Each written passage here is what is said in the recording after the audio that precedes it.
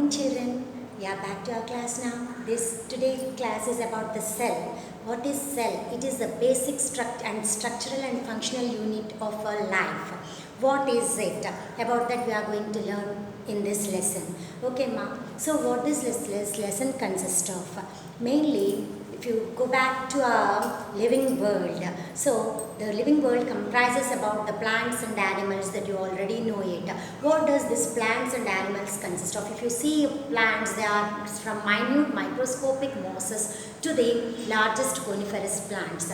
And also if the animal kingdom, if you consider, they are right from the minute bacteria, microscopic bacteria to the highest blue whale that is found in the seas, isn't it? Seas and oceans. So we know there are so many organisms in this organisms in this world, and this world comprises both living and non-living organisms.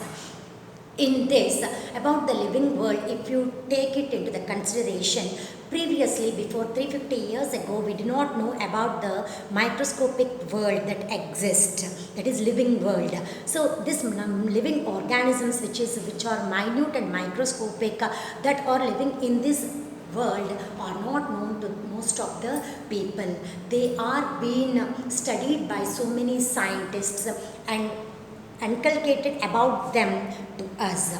Now, there are the scientists we learned about the Antony van Leeuwenhoek, Robert Hooke, and there are also so many other scientists like Kirchhoff and Swammerdam, etc. These are the scientists who have developed this living world. They studied about these living organisms from the minute microscopic organisms also. How did they study? With the help of the microscope. You already learnt about the microscope previously, isn't it, children? So what is microscope? Microscope is an instrument through which you observe the minute microscopic organisms which we cannot see directly through your eyes, through the naked eye. What you have not seen, you cannot see, can be observed through the microscope. You already studied about the parts of the microscope in your lower classes. Now simply we revise it to some extent. So what are the parts of the microscope? Parts of microscope. There are visual components and the structural components that are present in the microscope. I'll again show you when you return to our school environment. I'll show you the microscope and also the different parts of the microscope also. I'll again explain you again. Now I'll tell you now, I'll revise you what we have learned already. Next go to the further in our class, that which is said in our class. So eyepiece, this is a visual component, isn't it? Objective lens, eyepiece, stage on which the slide is kept. The object that is to be observed is placed on the slide and kept on the stage. Next, for fine focus and coarse focus. Fine focus and coarse focus knobs. These are adjustable knobs. Fine focus knob and coarse focus knob. These are the two adjustable knobs that is present in the microscope. Is it clear? Next, coming to the light, that is a torchlight can be placed in the laboratory. The microscope that is used in the researchers, for that there is an arrangement for placing the torchlight from down. Otherwise, in our schools generally we use the microscope in which the sunlight is used as a light source. So the light of torch, anything can be used. It also contains the structural components. These are the visual components up to here. And next, these are the structural components in which you have the arm to hold the microscope, and the other one is the base to which to place the microscope firmly on a table or anywhere on a flat surface. Next, coming to your lesson, if you see the cell in this, you can see the structure of the microscope here. So you can see all the parts. This is eyepiece. This is draw tube. It moves up and down, that cylindrical draw tube. Coarse adjustment knob, fine adjustment knob, and the revolving nose piece. This is the nose piece through which the objective lens is. The object is being observed through the lens that are present over the revolving nose piece. So here you read about the revolving nose piece. This is the new term that you are again learning in this class. And the other one is the one that is the draw tube that is placed over towards the eyepiece. It is the draw tube. It is called as draw tube. And the next one is, you can see the arm, you already know it, slide, and the clip. The clip to hold the slide firmly. The clip is to hold the slide firmly over the stage. Is it clear, ma? Next, this is a clip. Next stage, you already know, and the condenser at the bottom of the stage. Next, inclination. Condenser and the inclination is to move the stage up and down and to adjust itself accordingly to your convenience. The condenser and the inclination is being given over there. Is it clear, ma? Condenser and inclination. Next one is reflector, the mirror. You already know in the small class itself you have learned about the mirror. So it is called as a reflector of the light, to observe the object clearly through the eyepiece. The reflector, this is a mirror that is placed at the bottom which reflects the light over to the object through the source of light that is placed at the bottom, or the source that comes through the sunlight, or the source of light that comes through the sunlight. That object that is placed over the slide can easily be observed. So next, the base, you know it, and the foot. This is the foot of the microscope. Is it clear, ma? Base and the foot. So these are the parts of the microscope that you have to know. So now today I told you about the microscope, different scientists who worked about the microscope. Who are the different scientists? Scientists who observe and describe the unknown world with the help of the microscope. You can observe here, children. So who is the scientist? The first scientist, the Athanasius Kircher, in his life period was between 1601 to 1680. And next, Jan Swammerdam, his lifetime is 1637 to 1680. Is it clear, children? And the next one is Antony van Leeuwenhoek. His lifetime is 1632 to 1723. And the next one is Robert Hooke. He discovered the microscope for the first time. His lifetime is 1635 to 1702. So here these scientists, they worked with the microscope to research about the minute microscopic organisms. Okay, children, next coming to the Antony van Leeuwenhoek. Who is this scientist? Now you have learned about the 4 different scientists I told you. Isn't it? Who are they? 4 different scientists: Athanasius Kircher and Jan Swammerdam, Antony van Leeuwenhoek, and Robert Hooke. Is it clear? So there are so many other scientists also who worked with the help of the microscope. For the first time, these are the scientists who discovered the minute microscopic organisms and studied them through the microscope. Is it clear, children? Next, Antony van Leeuwenhoek. He observed the living bodies that in a drop of water. He studied both the living and non-living bodies by the magnifying lens that are placed in the microscope. Magnifying lens that are placed in the microscope. With his magnifying lens, he has observed the minute microscopic organisms for the first time. So what are the microorganisms that he observed? Bacteria, yeast, protozoa, red blood cells, and teeming life. What is the teeming life? What do you mean by teeming life? The organisms that are existing completely which are very minute and microscopic and complete life. About the complete life he has studied. Teeming life means complete life, whole life, you can say it. So Antony van Leeuwenhoek observed protozoan bacteria, protozoans, that is amoeba, and all these are the unicellular organisms. He has observed it. Now I'll tell you about what are unicellular and what are multicellular later. Before going into that chapter, I'll again tell you about the observation of the Antony van Leeuwenhoek through the microscope. What did he observe? He observed bacteria, yeast, protozoan, red blood cells, and teeming life means all life or complete life. I think you have understood what it is. Okay, children? Next, coming to the discovery of the cell.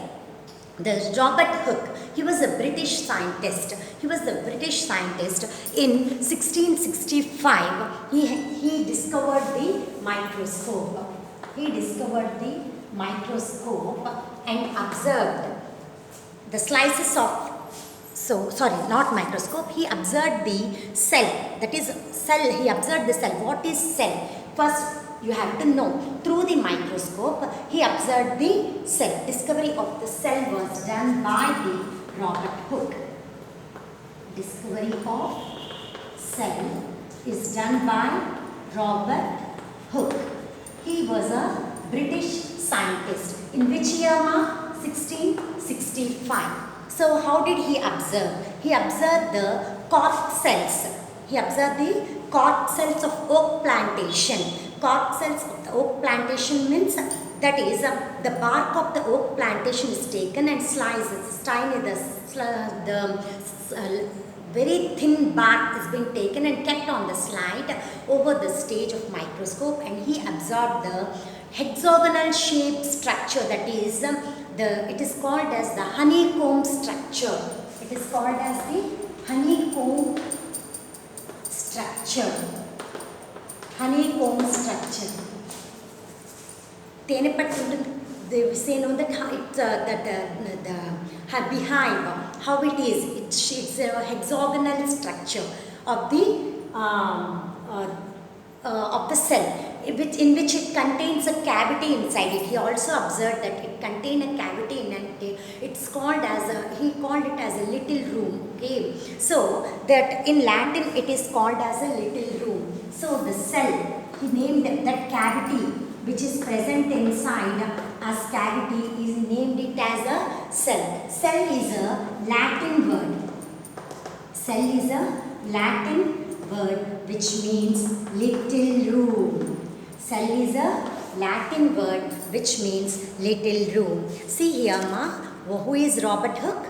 Robert Hooke is a British scientist. In which year he observed the cell? In 1665. He discovered the cell. Before that only he observed the slices of corks.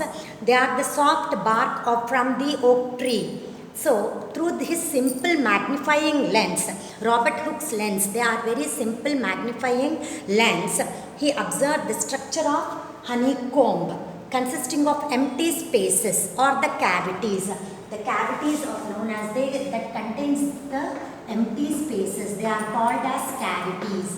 Is it clear, ma? So, this he named as a cell. Cell means little room. Cell means little room. Okay, ma? So, this he discovered about the cell in this manner. Now, you know about the Robert Hooke, how he discovered the cell from the cork cells. Okay, ma? That is of the oak plantation. Now, coming to the what is cell? Cell, different tissues form a cell. Different organs form tissues. So, a simple, if you consider an organism, organism consists of different organ systems. Is it clear? So, this different organ system consists of different organs. Different organs consist of different tissues in it. Different tissues consist of the cells. So, the cells are made up of tissues. Tissues are made up of organs. Organs are made up of organ systems. And organ system completely forms an organisms. Cells form tissues. Different cells form tissues. Different tissues form organs. Different organs form organ systems. Different organ systems form a complete organism. So, in an organism, the cell is a basic and fundamental unit. From the structural and fundamental unit of an organism is cell. Did you get it, ma, now? So, cell is a structural and fundamental unit of an organism. So there are different organisms which contain single cell and many cells. So the organisms which contain only single cell are called unicellular organisms. The organisms which contain many cells are called as multicellular organisms. Unicellular organisms. See here ma, unicellular organism. It consists of single cell. Simple features are present in it. It is an individual form. The cell is of the individual form and live together. So in multicellular organism, it is made up of more than one cells, and it's not a simple feature. It contains advanced features in it, and it is an advanced creature in the biological terminology. We say the different cells join together to perform the functional or specified functions in it. And the organisms which are single celled are amoeba, chlamydomonas, etc. And the multicellular organisms are fish, reptiles, mammals, etc. Is it clear, Asma? All the neem trees and these all contain the multicellular organisms. In here, this is a very important question for you. Unicellular organisms and multicellular organisms. Unicellular organisms and multicellular organisms. Unicellular organisms consist of single or one cell. Multicellular organism consists of several or many cells. Several or many cells. All the functions of the unicellular organism is carried out by the single cell itself. So all the life processes are performed by the single cell. Performed by single cell only. Here, all the life processes are performed by different cells. That is, different cells perform different life processes. What are different life processes? The metabolic activities. So the ingestion, digestion, excretion, reproduction, nervous system, functioning of nervous system. So there are the different organ systems which are present in organisms which perform different functions. Different organ performs different organic functions which are carried out by the different cells in the multicellular organisms. So the life processes. What are the different life processes? I told you now, are performed by different cells. Do you understand? In different cells in different organisms. So different cells in a single organism also, different cells perform different life activities. Is it clear? So it's a simple organism we can say, or the simplest creature we can say. And here it is a complex organism. It is a simple organism and it's a complex organism by single cell. It's a simple organism. It's a complex organism or creature. So complex organisms are included under the multicellular organisms and simple organisms are included under the unicellular organisms. Here at the last you can write about the example amoeba. It's irregular in shape. Only single cell performs the life activities in it. Okay ma? Here the example, higher organisms like fish belonging to the different phyla. I told you before about the Coelenterata, Annelida, Arthropoda, molluscans, Echinodermata, etc. These are the different phyla in which the organisms are being existed in it, and they come under the multicellular organisms. Is it clear, children? So now you know about the unicellular organisms and multicellular organisms. Note down these points, children. It's very important for you. Okay? Or here also, in this manner also you can write down. Note down. I think it's visible for you and clear. 1, 2, 3, 4. 4 points. Okay children, next coming to the basic functions of the living organisms. I told you the life processes. What are the different life processes? The different life processes include the growth. First, the basic fundamental, you can say that organism is living. Already I have learned that the growth is the basic characteristic feature of the living organism. To carry out the growth, the metabolic activities should carry out in your body. To carry out certain cells help in carrying out the metabolic activities of the body for growth, that is required for the growth. Next, come to the ingestion of food.